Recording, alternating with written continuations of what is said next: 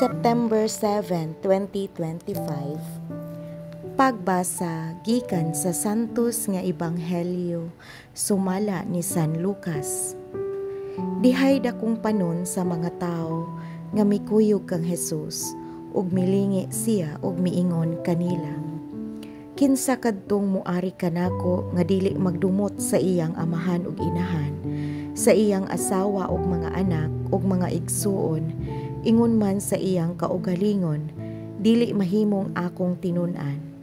O kinsa kadtong dili mupas-an sa iyang krus ug musunod kanako, dili mahimo nga akong tinun-an. Kun usa kaninyo naglaraw pagtukod og tore, tun-an una niya kini ug iyang bana-banaon pila ang magasto, aron pagsuta kun may igo ba siyang salapi nga ikahuman niini.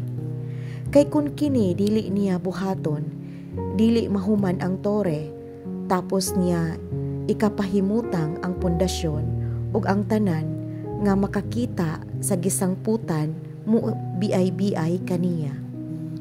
Ug moingon sila, kining tawhana nagpatugag tukod og tore apan dili di ay makahuman niini.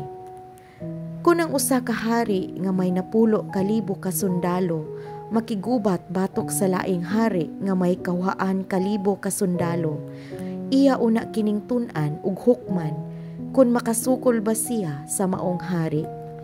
Kay kun dili siya makasukol, mapugos siya pagpadalag mensahero sa pagtagbo sa maong hari aron atua pa siya sa layo aron makigsabot-sabot alang sa kahusay.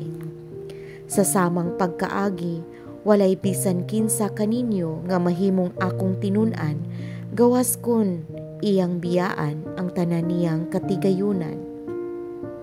Ang Ebanghelyo sa Ginoo.